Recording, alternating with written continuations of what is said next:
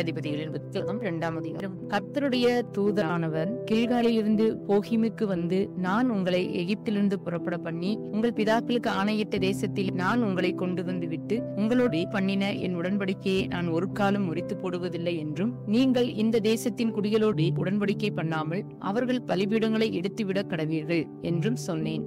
ஆனாலும் என் சொல்லை கேளாதே போனீர்கள்.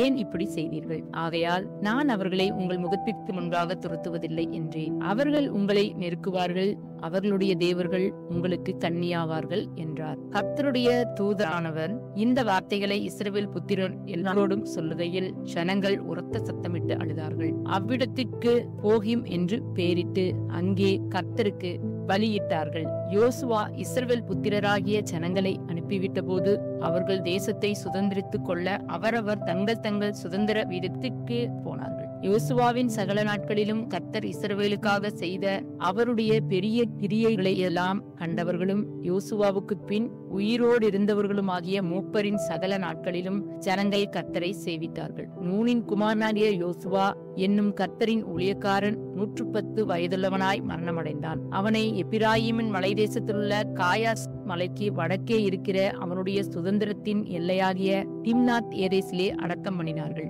அக்காலத்தில் இருந்த அந்த சந்ததியார் எல்லாரும் தங்கள் பிதாக்களுடன் சேர்க்கப்பட்ட பின்பு கர்த்தரையும் அவர் இஸ்ரவேலுக்காக செய்த கிரியையையும் அறியாத வேறொரு சந்ததி அவர்களுக்கு பின் எழும்பிற்று. அப்பொழுது இஸ்ரவேல் புத்திரர் கர்த்தரின் பார்வைக்கு பொல்லாப்பானதை செய்து பாதாளை தேவித்து தங்கள் பிதாக்களை எகிப்து தேசத்திலிருந்து புறப்பட பண்ணின அவர்களுடைய தேவனாகிய கர்த்தரை விட்டு தங்களை சுற்றிலும் இருக்கிற ஜனங்களுடைய தேவர்களாகிய அந்நிய தேவர்களை பின்பற்றி போய் அவர்களை பணிந்து கொண்டு கர்த்தருக்கு கோபமூட்டினார்கள். அவர்கள் கர்த்தரை விட்டு பாகாலையும் அஸ்தரோத்தையும் சேவித்தார்கள். அப்பொழுது கர்த்தர் இஸ்ரவேலின் மேல் கோபம் உண்டவராகி அவர்கள் அப்புறம் தங்கள் சத்துருக்களுக்கு முன்பாக நிற்கக்கூடாதபடி கொள்ளையிடுகிற கொள்ளைக்காரர் கையில் அவர்களை ஒப்புக் கொடுத்து அவர்களை சுற்றிலும் இருக்கிற அவர்கள் பகைஞரின் கையிலே விற்று போட்டார். கர்த்தர் சொல்லியபடியும் கர்த்தர் அவர்களுக்கு ஆணையிட்டு இருந்தபடியும் அவர்கள் புறப்பட்டு போகிற இடமெல்லாம் கர்த்தருடைய கை தீமைக்கென்றே அவர்களுக்கு விரோதமாய் இருந்தது.